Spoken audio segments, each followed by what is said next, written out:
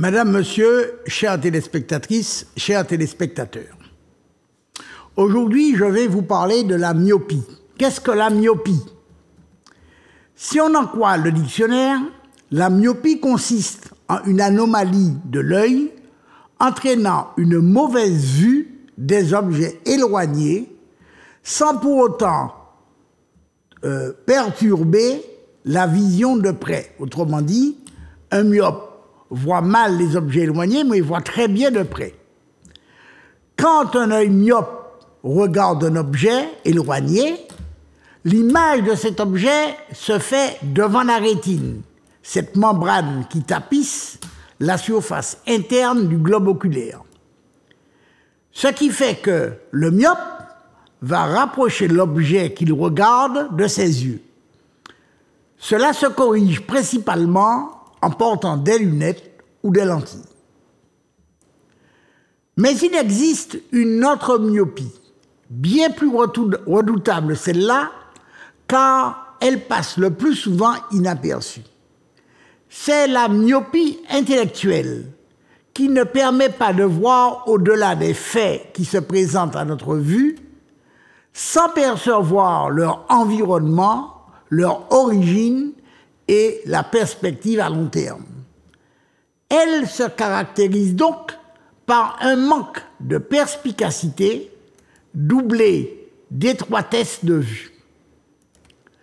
C'est par exemple la myopie du médecin qui soigne les symptômes des malades par un traitement de confort sans se préoccuper du mal qui les provoque et du traitement curatif qui permet son éradication. Ce qui est vrai pour la maladie est vrai pour tous les aspects de la vie et, bien entendu, dans le domaine de l'information et de la politique, qu'elle soit nationale ou internationale. Depuis le 7 octobre dernier, Israël a été l'objet d'une attaque sans précédent de la part de Palestiniens de la bande de Gaza, appartenant à 4 organisations différentes, dont la principale est le Hamas, réputée organisation terroriste. J'y reviendrai. Sans se poser plus de questions, les myopes du monde entier se sont donné le mot, ou plutôt les mots, ceux des chaînes de télévision en continu, notamment type BFM TV, LCI, CNews, etc., des radios et autres agences de presse. Terrorisme, sauvagerie, bestialité, horreur, inhumanité, juste vengeance, ces mots sont répétés à l'envi par une majorité d'intellectuels, d'universitaires et d'hommes et de femmes politiques ayant accès aux médias.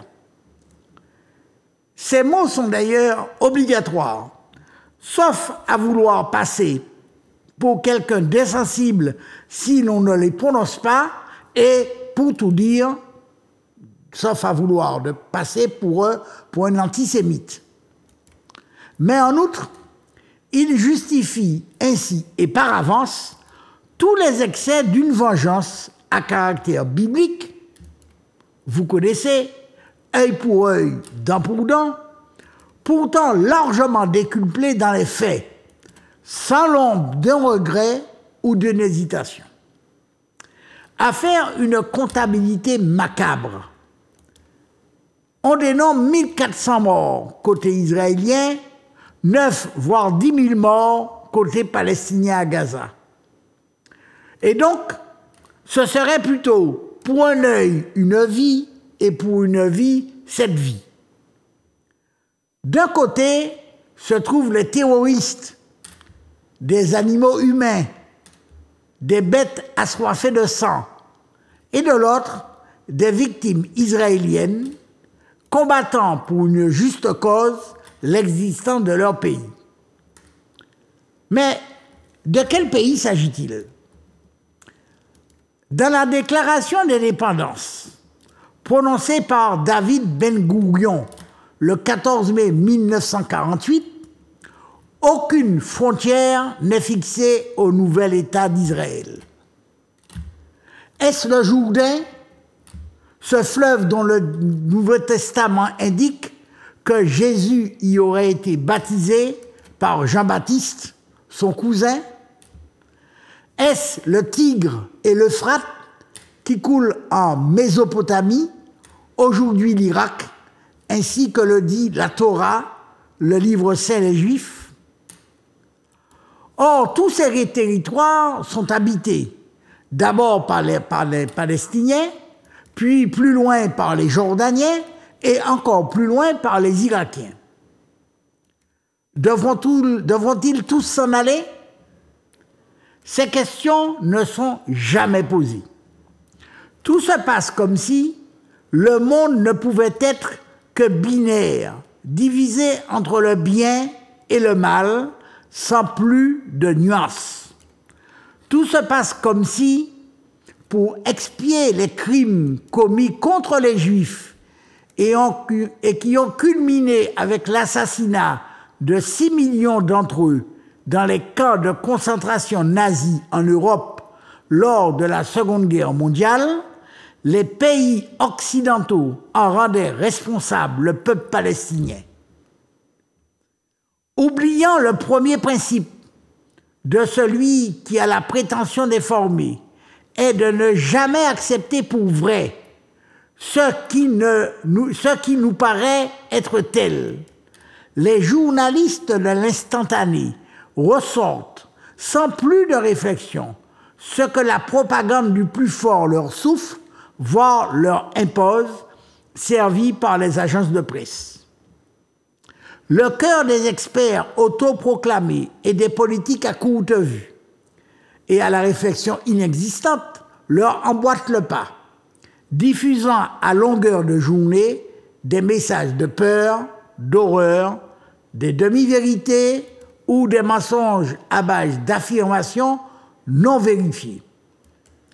Rappelons à titre d'exemple la soi-disant information maintes fois répétée par des journalistes en mal de sensations fortes, comme par un membre du gouvernement Macron à l'Assemblée nationale, concernant la quarantaine de bébés israéliens dont les terroristes auraient tranché la tête, sans pitié bien évidemment. Ce fut finalement, mais discrètement démenti. Mais le mal était fait. Il s'agissait de faire réagir l'opinion en fournissant aux journalistes et aux commentateurs de quoi susciter l'émotion et justifier les bombardements qui se déroulent aujourd'hui. Ce n'est d'ailleurs pas la première fois que l'information était si manipulée. Lors de l'invasion du Koweït par les forces armées irakiennes de Saddam Hussein, un témoignage fait le 14 octobre 1990 alléguait des atrocités commises contre des nouveau-nés koweïtiens. Le témoignage se révéla être mensonger et n'a servi qu'à favoriser l'entrée en guerre des Occidentaux. Ce fut l'opération Tempête du désert, puis 10 ans plus tard, l'opération Liberté irakienne, provoquée par le fait que, soi-disant, l'Irak aurait des armes de destruction massive. Nouveau mensonge. 20 ans après, les troupes américaines sont toujours en Irak et ce pays est gangréné par la corruption et, en dépit de ses immenses richesses en pétrole, un tiers de la population vit dans la pauvreté. Mon professeur de philosophie nous enseignait que le premier signe de l'intelligence est l'arrêt qui conduit à la réflexion. Au cours de ce mois passé, depuis le 7 octobre, ce n'est pas sur les médias officiels que l'on trouve la réflexion, pour distinguer dans l'information factuelle le vrai du faux, et de rechercher dans l'histoire les causes de la crise profonde que traverse cette région tourmentée du monde. Ne serait-ce pas plus nécessaire d'étudier et comprendre ce qui s'y passe pour en distinguer les tenants et les aboutissants et, au bout de compte, l'esquisse d'une solution. Pour un Dominique de Villepin, interrogé par BFM TV près de 3 semaines après les événements du 7 octobre, combien d'experts, d'hommes et de femmes politiques ou de généraux de plateau TV se sont exprimés sans jamais poser la question des causes initiales, principales et aggravantes. Combien ont recherché les causes structurelles, c'est-à-dire historiques, qui ont conduit des êtres humains, des Palestiniens, avant même d'être des affidés du Hamas, à tuer sans hésitation des civils israéliens, des jeunes gens désarmés, innocents.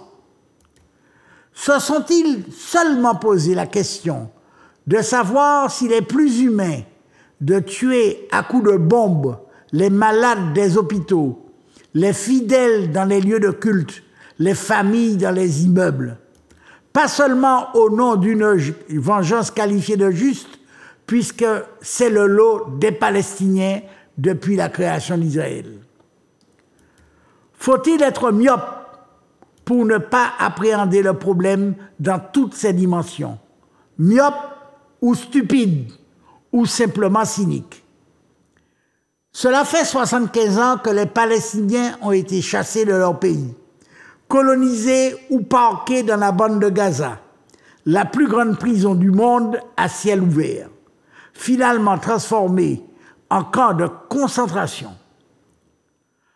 Un homme qui, de sa naissance jusqu'à l'âge adulte, y a été enfermé, trouve là toutes les conditions réunies pour devenir un résistant actif, un combattant, un soldat, un patriote, que ses ennemis appellent du vilain nom de terroriste. Mais quel qualificatif donner au pilote israélien qui a su mettre sa bombe sur l'hôpital de Gaza sur l'ordre d'un général sûrement très respectable, tout autant respectable que l'honorable Premier ministre Netanyahou, grand maître des opérations criminelles contre le peuple palestinien. Voilà pourquoi je conseille à tous les myopes qui ont la prétention de nous informer et de nous gouverner de s'offrir des lunettes de réflexion. À une époque récente, il était de bon ton de se dire « tout Charlie ». Le temps n'est-il pas venu de nous déclarer tous Palestiniens? Merci.